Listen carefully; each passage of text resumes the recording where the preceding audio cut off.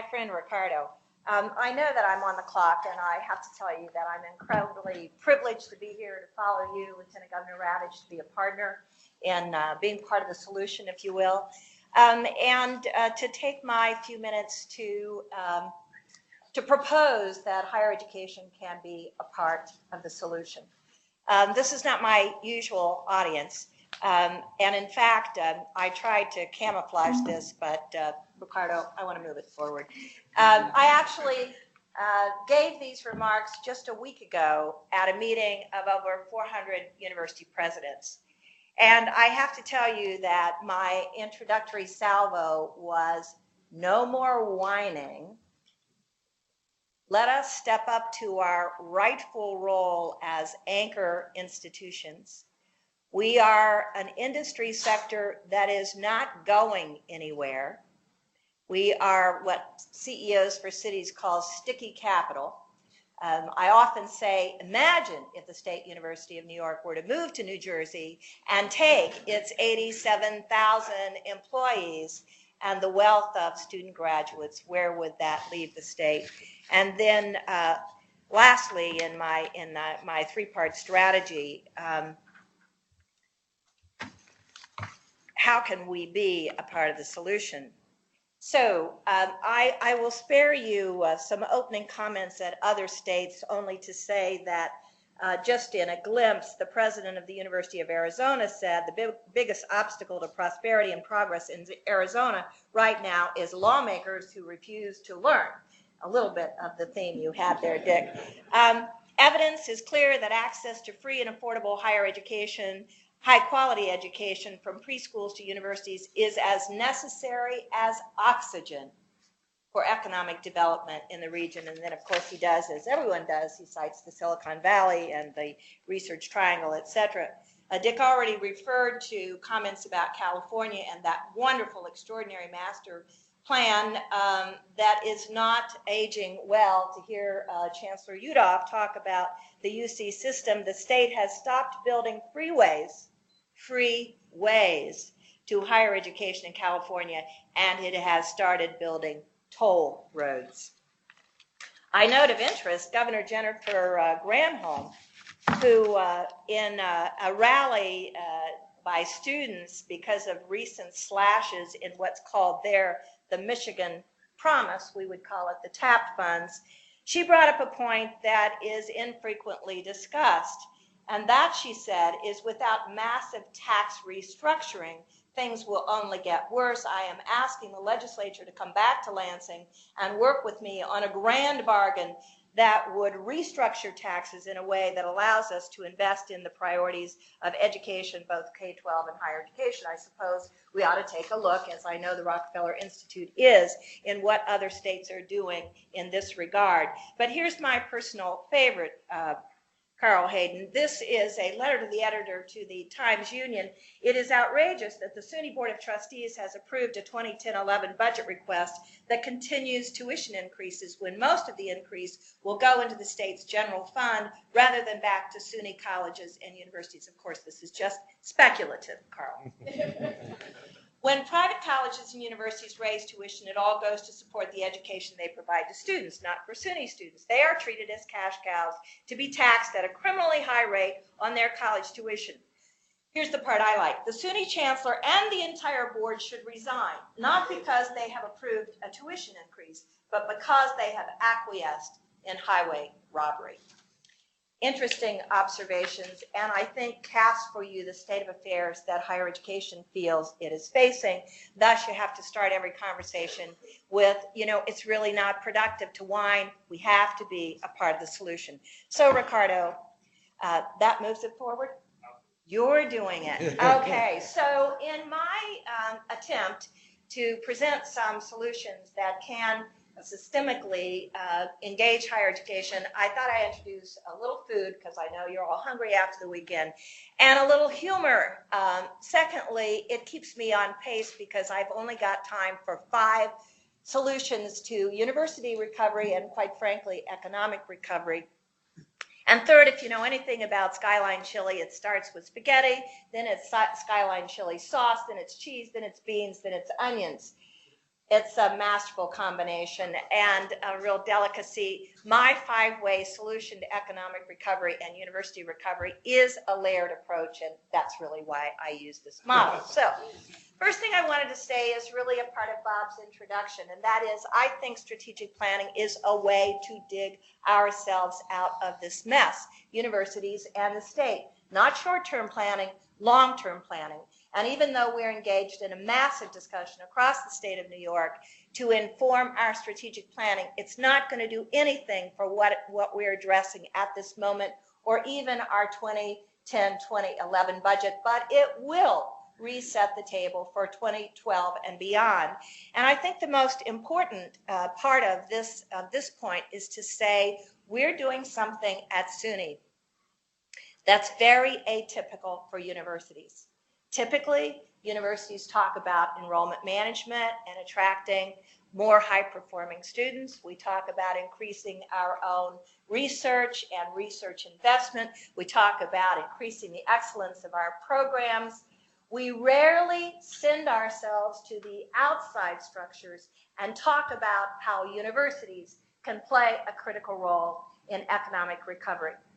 This time, this year, this plan for the State University of New York will in fact focus almost exclusively on the economic revitalization and enhanced quality of life of the state of New York.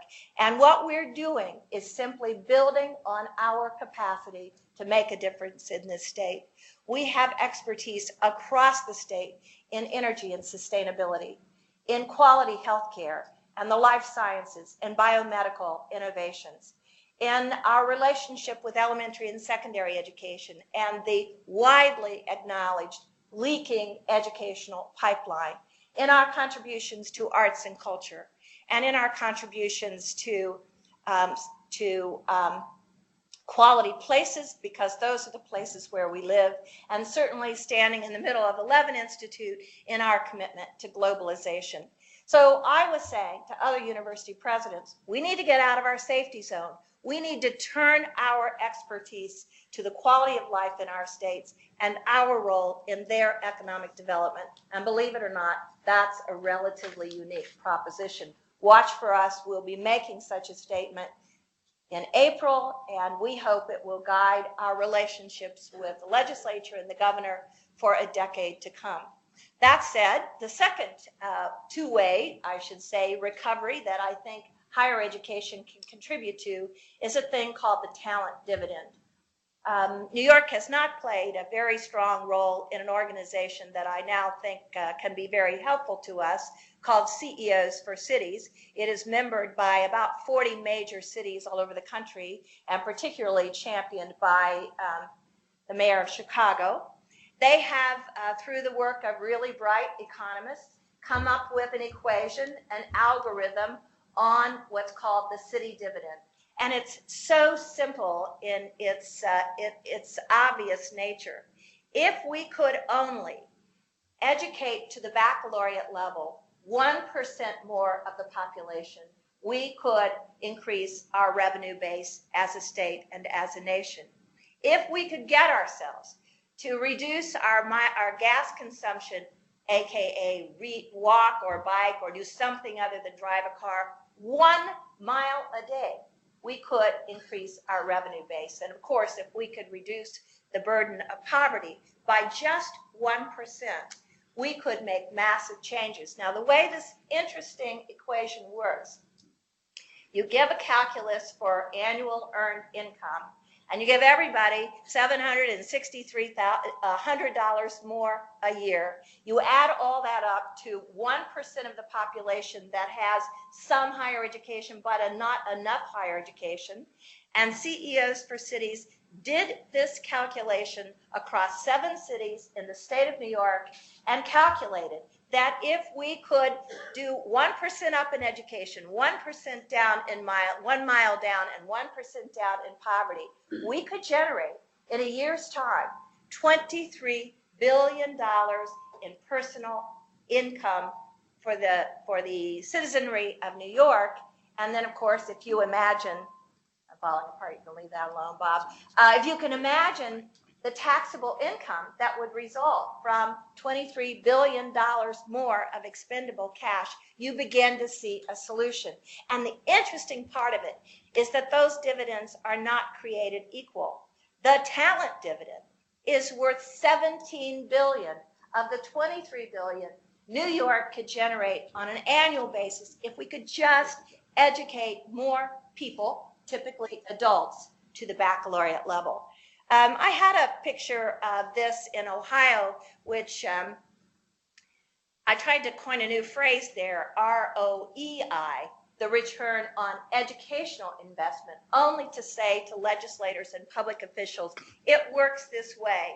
Invest $1 in more education for the people of Ohio or New York, and you will get 10 years out, $2 for every dollar you invest, and 20 years out, $4 for every dollar you invest. So I'm talking about higher education being an investment, a growth industry, not a tax burden.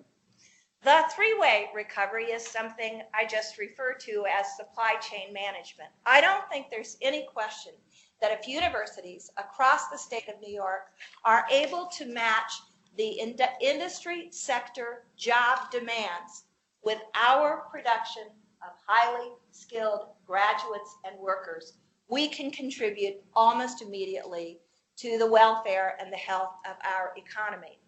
I think it's interesting that we debate here in New York and elsewhere, I suppose, whether filling jobs and job growth is more powerful, or finding the next nanoscale science and engineering center, which we all hear a lot. That's what we need to look at. We need to work at finding that next nanoscale.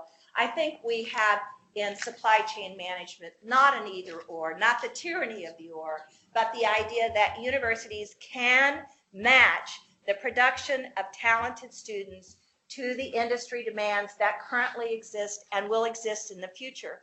And my personal favorite is cooperative education. This is not particularly a model of education that's familiar to New York. Most of you would know it as something Northeastern University does in Boston. I would know it as something the University of Cincinnati founded 100 years ago. But here's the equation. If during the course of an undergraduate student experience, every other term is alternated with coursework and then applied work experience, that is paid for by local industries at a respectable wage, there is a 90% chance that at the end of that co-op experience, the student will be offered a job in that industry.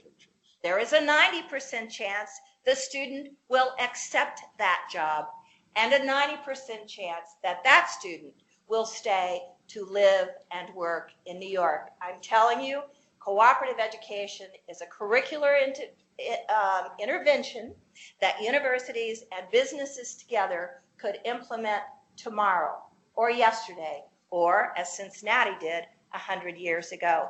And I will also add to you that the leaky pipeline in nursing, in teaching, and in other social services is costing us more money than you can imagine.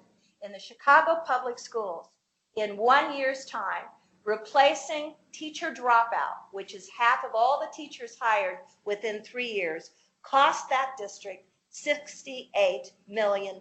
We can't afford to have a bad supply chain, not in industry and not in education. Oh, well, this is a personal favorite of mine. A fourth way to recover during an economic crisis is to look at policy. It's not all about the pocketbook. And here in New York, we refer to this as SUNY Flex.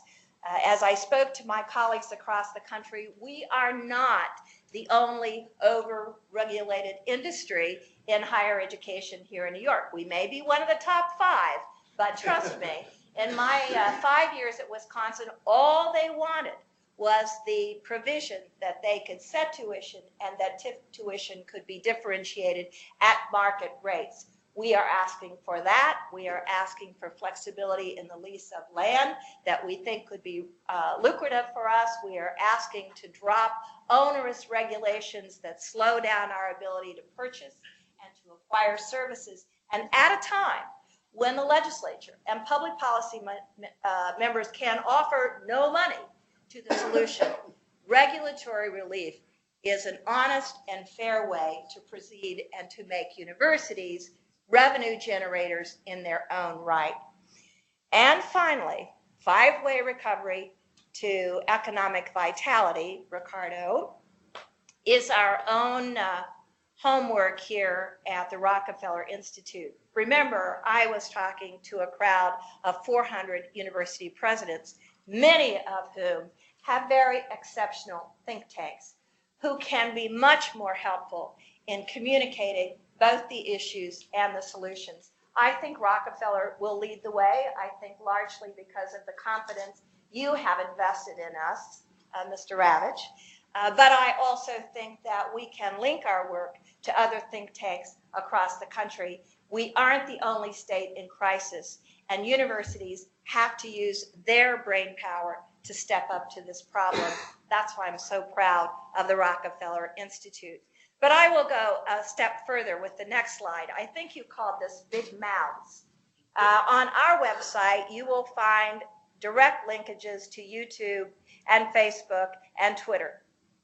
We have an army of students, now 464,981 students who registered for study at the State University of New York this fall.